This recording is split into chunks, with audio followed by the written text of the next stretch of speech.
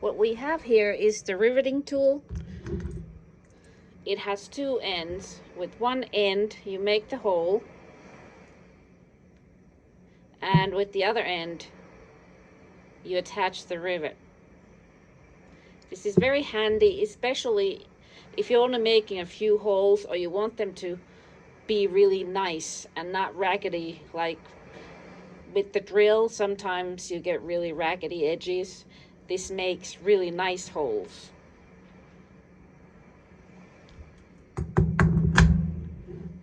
Then of course we have copper. I have two pre-cut pieces that I bought, and then two that I cut myself. And here's the model that we're making. Then we need rivets. Now this tool comes with usually comes with a sample pack.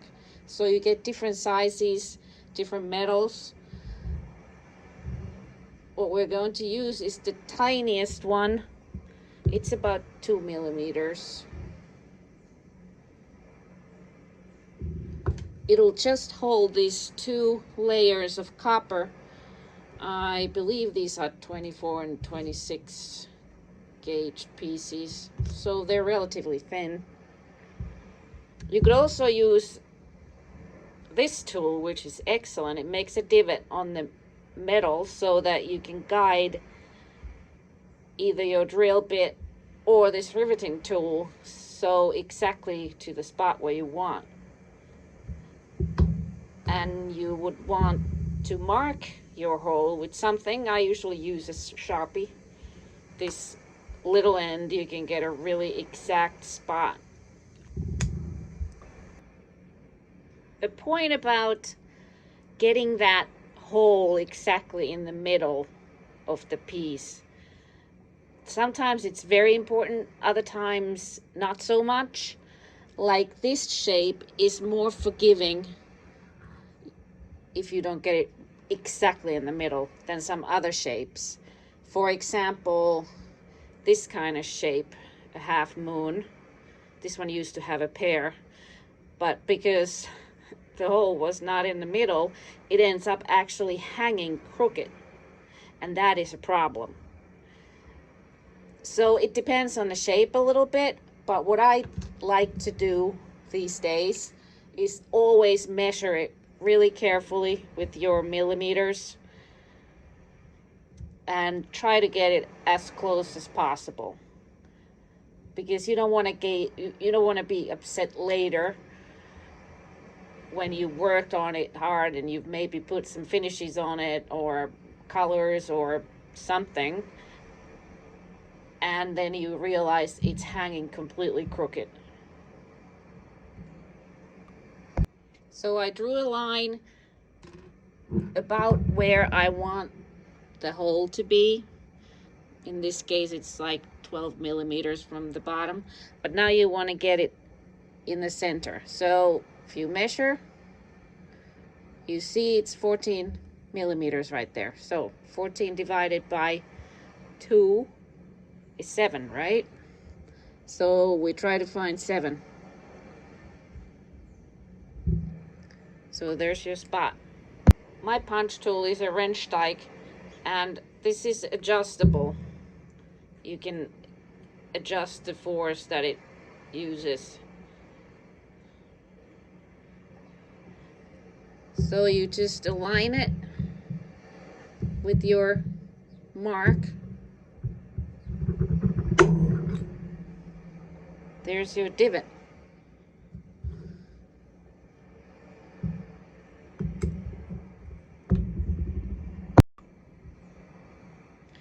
This is the hole making end of the tool.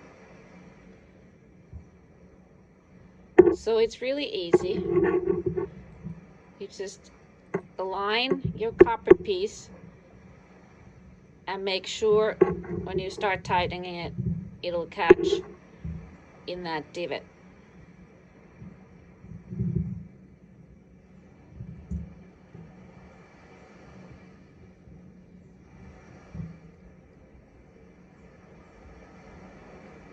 You may want to check it on a couple of sides just to make sure.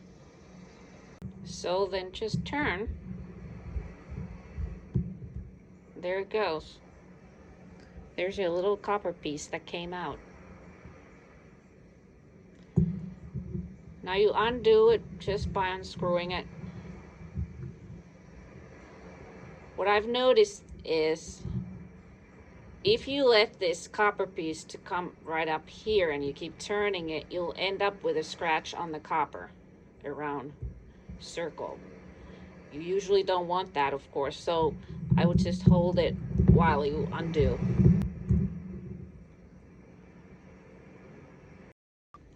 This part can be a little bit tricky. Now you need to put a mark on this top piece through the hole. You line it up first straight and then in the middle. I mean, this is not critical.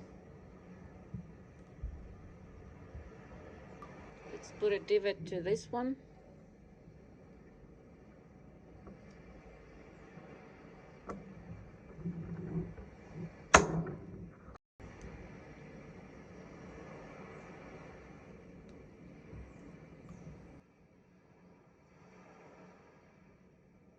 If you want to be exact, before you make the hole in the second little piece, you may want to measure the distance from the bottom to the edge so that you get the other one exactly at the same height. So here's our model. These are the colors that create that. Yes, it's a fake patina product, which I don't usually use. I usually make my own using ammonia and salt or vinegar and create some interesting effects. But this is an easy way, a foolproof way to put some color on your copper. I'm going to pour some of these onto the cups and then maybe cut little pieces out of this sponge. Maybe wipe with a rag, piece of rag. There's all kinds of techniques you could use, or materials to get a little texture. It's not really that critical. Depends what kind of result you want. You can play with it. And of course your copper needs to be clean. I like to use Barkeeper's Friend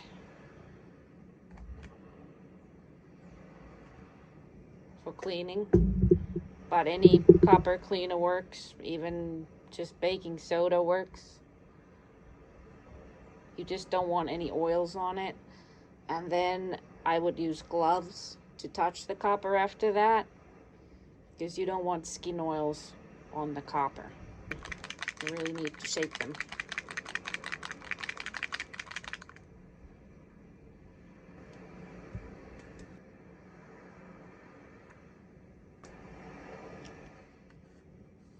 So I've been dabbing, putting some more on, dabbing more.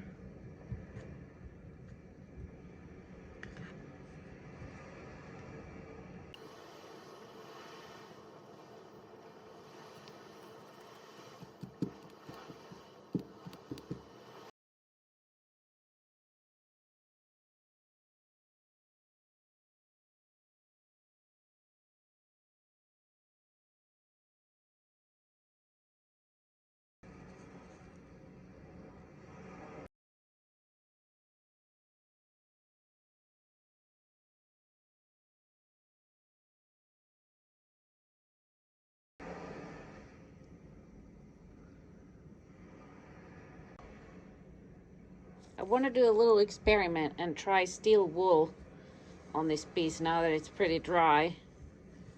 Just be careful with this stuff.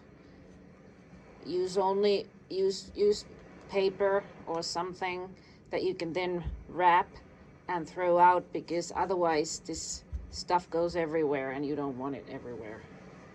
Be a little bit careful with that. So let's see what happens.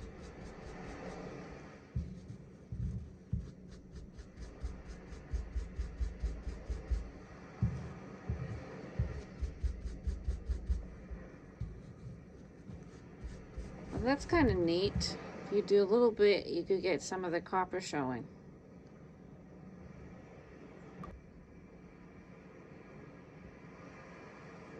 These are pretty much the way I like them now.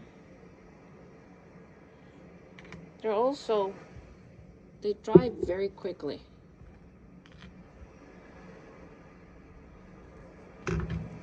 So let's look at the riveting tool again. This is the side to make the hole. We already used this. And this is the side to do the riveting. So if you look at it really carefully, there's a little tiny little end there. And that piece needs to go inside the rivet. So inside that little tube.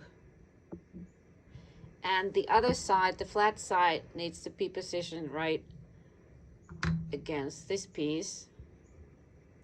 And then of course this little middle guy here goes inside the rivet, and then you tighten it and it'll flatten it out.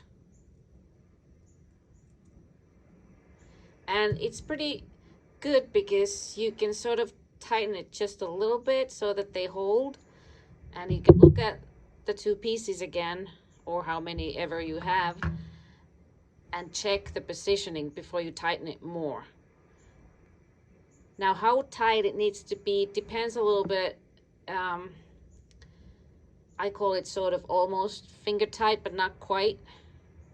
It feels rather sturdy, but you could still keep turning. If you make it too tight, it'll start to not look nice anymore. It can kind of sort of crunch them together. But you could test it with some scrap metal first few times just to see, to get a feel. Now this is the fun part and the tricky part. How to get the rivet in there, because these are very small. If you try the rivet and it doesn't quite go in the hole, it seems too tight, you may have gotten a little bit of the paint inside there. So you could clean it up with a little file like this. This is just a round hardware store file, and just put it in and turn a couple of times and you'll get the paint out. So let's try again.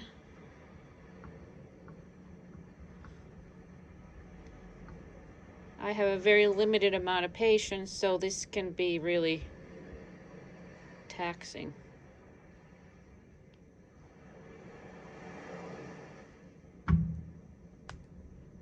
Okay, now it's through. How about this one? We have maybe, well, maybe a millimeter. That should be enough. Now then, the trick is also to position this the way you want it. Like I want it lined up like this. Now then, the tool. This is the riveting side. Here's another tricky part. You could turn this upside down and then do it this way.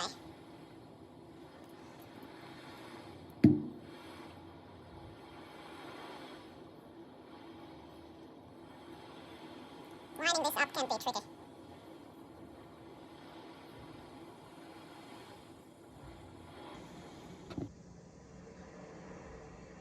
So it's a little bit tricky, but be patient.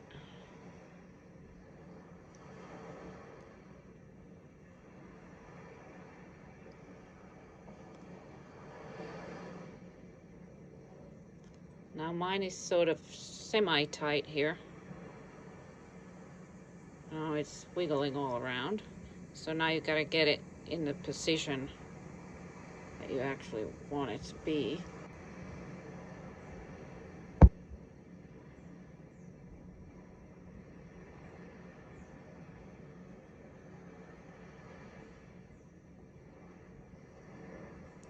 Now I'm just tightening it, sort of not totally tight, but kind of tight.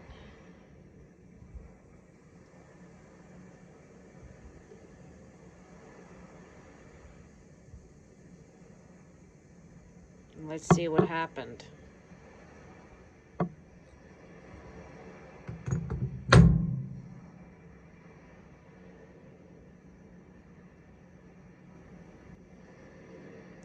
Now this is still loose.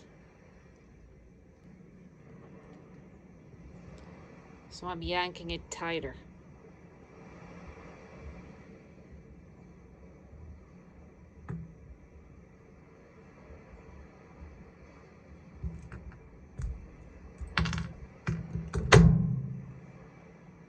Now it's pretty solid. So I got a little bit of a mark here. So I'm gonna dab some more patina here to fix that. So here's the end result.